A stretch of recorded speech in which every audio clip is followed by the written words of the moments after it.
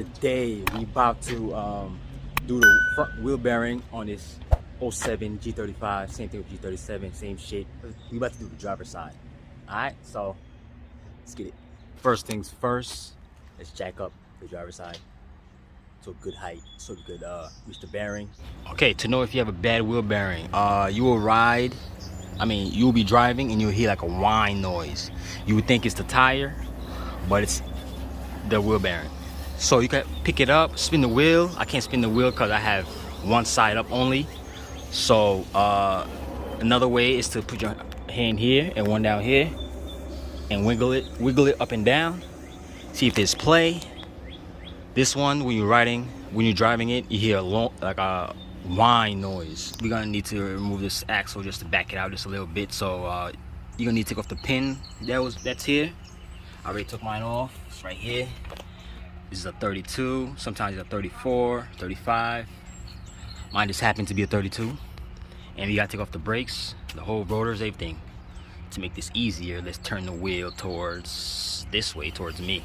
So it's a little bit easier to get back there. Now we gotta loosen these 22s. These not 21s, they're 22. And one down here. So you take out the whole brake and caliper at the same time. You're gonna hang it. This is why you need a bungee cord. Or if you have the hanger to hang the caliper up over here somewhere. So it's out the way. So yeah, let's remove this 22. Use this. I like loosening it with the breaker bar first, then use electric ratchet.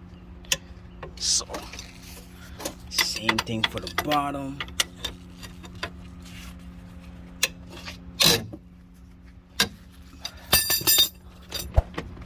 Okay, now that.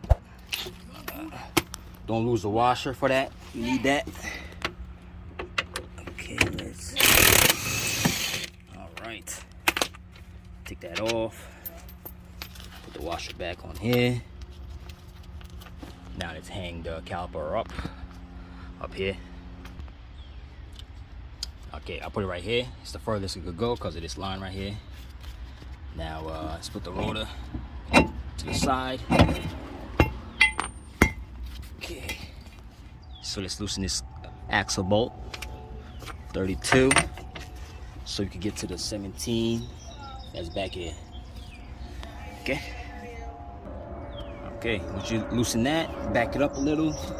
You can use your hand like that. Now let's get to the 17s back here. Before you take out the wheel bearing, we need to loosen you need to take out the ABS right here. It's a 10 mil. Let's take it out first before loosening the 17s. Let's take this off. Be careful. Make sure it don't break. Move it slow. Last thing you need. Fucking shit broke. Damn it. Alright, we have to take that out. So let's take out the ABS. The bolt out that I broke with the extractor that I have. It's over here. The left-handed drill bit, and took it out with this. So there it is. Should be good to put a new bolt in there. Now let's continue. Just take out the 17s, the two 17s, top and bottom. All right, now we gotta remove the wheel bearing. We gotta hit it from here and right here till it pops out. It's gonna be a little stiff on there, so I'm gonna use this to bang it till it pops out. There you go. It is out. Now I'm gonna clean over here with a wire brush. Make sure it's the gold one, not the silver one, because you don't want to scratch the aluminum that's on here. This is not really metal, it's aluminum. This is before, right here. This is the new one from Rock Auto. Okay, I like to put some anti-seize around here. Make sure when you put this back on, one of these holes is facing the USB over here so it could go through it. When I'm putting back the wheel bearing, I like to put the 2 bolts across first, put them in slowly with fingers first, then use the electric drill right here over here. I use this, tighten it so it could just go in there flat. That's easier for me. Okay, so now let's try this sensor. Make sure it goes all the way in. If it does not go all the way in like this, that's mean the metal that's in there, the hole not in there. Let me demonstrate. So basically, if it doesn't go through, it means you're hitting this. It's closed. So if you have it towards one of these, I mean, it will be like over here. So like I was saying, if it goes through here, you know it's good. If it's hitting here, it's hitting somewhere over here, it's not good the way you put it. So make sure this is the widest one, so make sure that is faced the sensor. If you're replacing the tie rod, which I am, I like doing this to the tie rod. Soon I loosen it, the 18 here, banging with a hammer mallet till it pops out. I like spinning it and counting, so I'll be like this. This will be 1, 2, 3, 4, 5, 6, 7, 8, 9, 10, 11, 12, 13, up and a half. Okay, so same thing with this one. Okay, got this at the Rock Auto too. So let's start spinning this on there.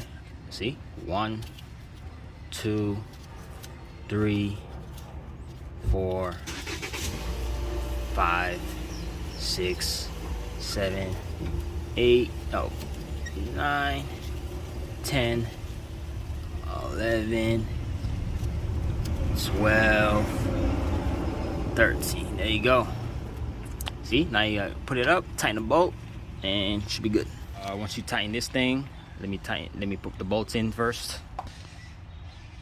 Okay, if you didn't notice, it should be a shield over here.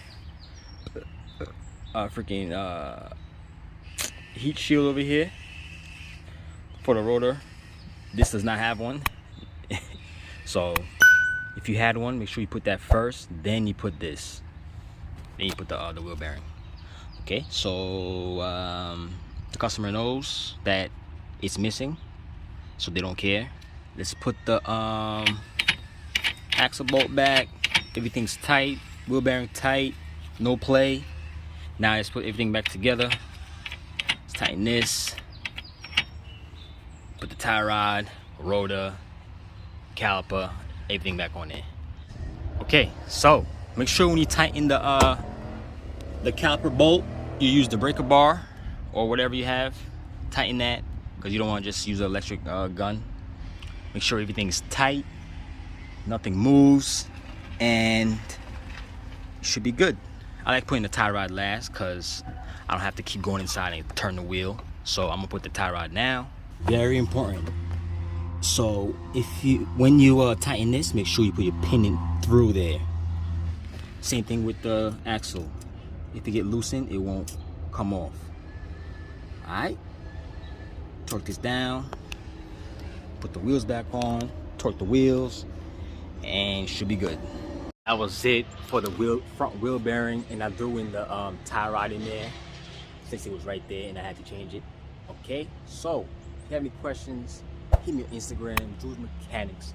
If I helped you out, give me a like, subscribe. Later.